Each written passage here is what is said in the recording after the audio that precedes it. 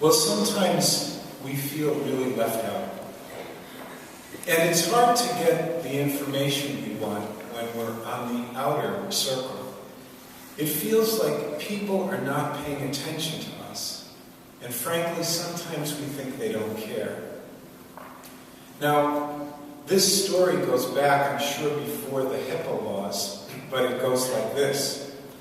A woman calling a local hospital said, "Hello, I'd like to speak to the person who gives information regarding your patients. I'd like to find out if the patient is getting better, doing as expected, or getting worse." Well, the voice on the other end of the line said, "What is the patient's name and room number?" She said, "Sarah Finkel, and she's in room 302. "I will connect you with the nursing station," said the operator. Well, the nursing station answered, "3A nursing station, how can I help you?" "I'd like to know the condition of Sarah Finkel in room 302. "Just a moment, let me check her records." "Oh yes, Mrs. Finkel. She's doing very well. In fact, she's had 2 full meals today. Her blood pressure is fine, and her blood work just came back as normal. She's going to be taken off the heart monitor in a couple of hours, and if she continues this improvement, Dr. Cohen is going to send her home. It'll be Tuesday at noon." The woman on the other end of the line said, "That is great. Thank God. It's wonderful. It's fantastic." Well, the nurse said, "From your enthusiasm, I take it you must be a close family member or a good friend." "Not exactly," said the voice on the phone. "Well, then who are you?" She said, "I'm Sarah Finkel in room 302. Nobody tells me anything.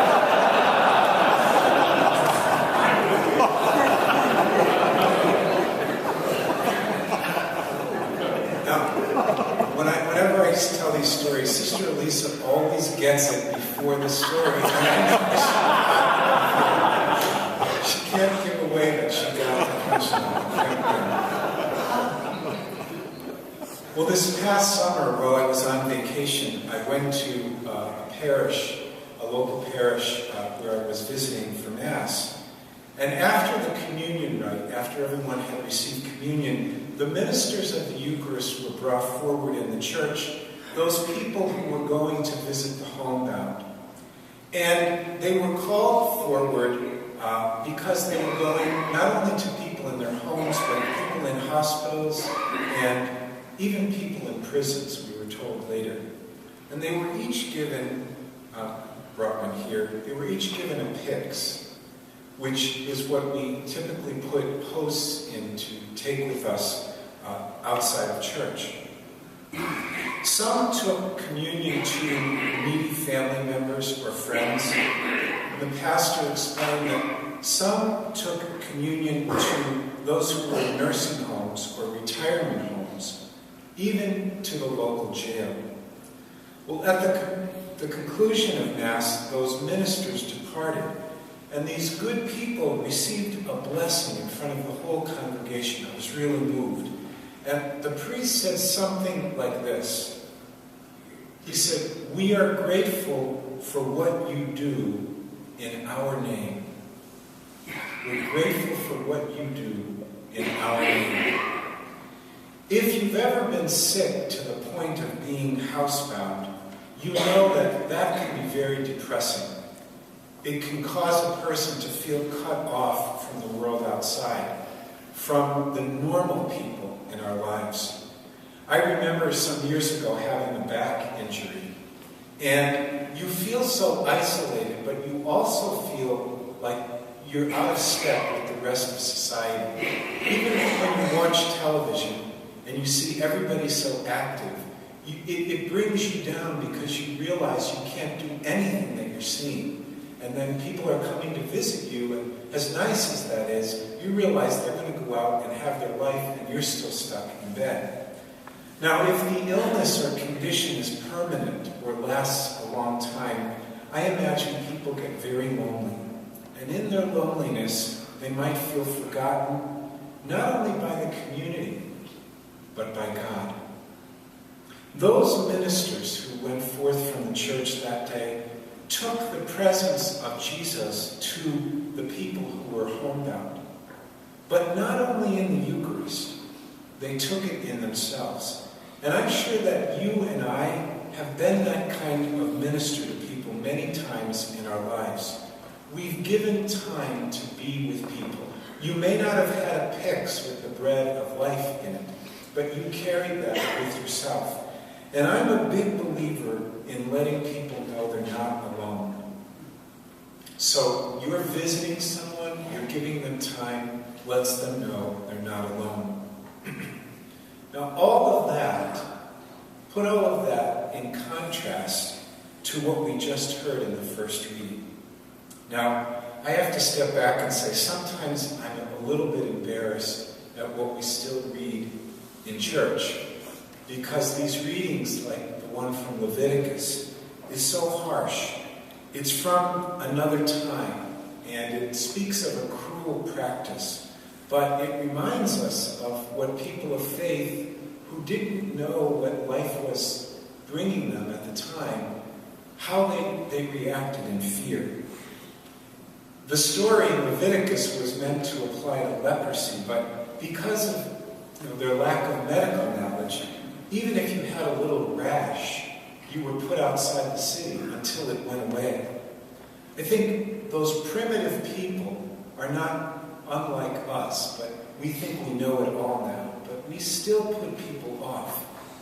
Leprosy is something we consider a disease of a time gone by. But think about it. The people that we isolate, the people we are afraid of, leprosy still exists. So, as Leviticus puts it, a person perceived to have leprosy was told to dwell apart, to make their abode outside the camp. Now think about this.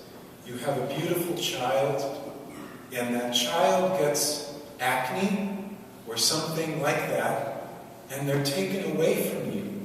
And you can't even go and see them. They're in a new community with lepers. Some people who didn't even have leprosy got leprosy because they were put in these communities to dwell apart. And the Israelites believed in their relationship with God. But to have a relationship with God, they believed one had to be clean. So if you had this skin ailment, you were unclean, and you were excluded from the community. Probably you died there because no one could bring you any food. And on top of that, you couldn't worship with your community. So you have religion excluding people out of fear. Now, when we consider that, and we think of those people, the best image that I can think of is that they were like the walking dead. They felt far from people and far from God. And I think that's the way some sick and disabled people feel. And you don't have to be that obviously ill. I remember my dad, who has long passed away, used to say, he lost his hearing in World War II.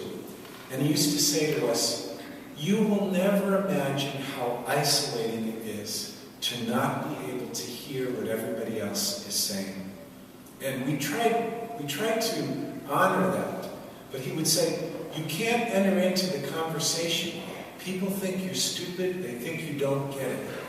And so you don't have to have leprosy to be isolated. Back to those ministers of the Eucharist I was talking about earlier. I think one way to bring the Eucharist to people who are sick is a sacramental way. But I would bet you that when those people went to the people who were sick, they found in them already the presence of Christ. They didn't need to bring the pyx with the Eucharist. The presence of Christ was in them because in the Gospels, Jesus finds the presence of God in the sick, in the lonely, in those who have been isolated, in and those who are outcasts and imprisoned. We know that was Jesus' way of finding God. That's where he went. He didn't go to those who were well. He went to those who were sick. And the passage today in Mark says he felt pity for them.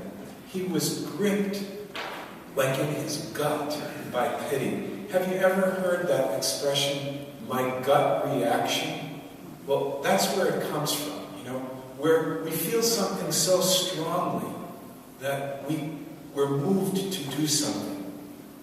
One of the translations that I read this week, now don't throw tomatoes at me, but it said, instead of saying he was moved with pity, the translation said he was moved with anger.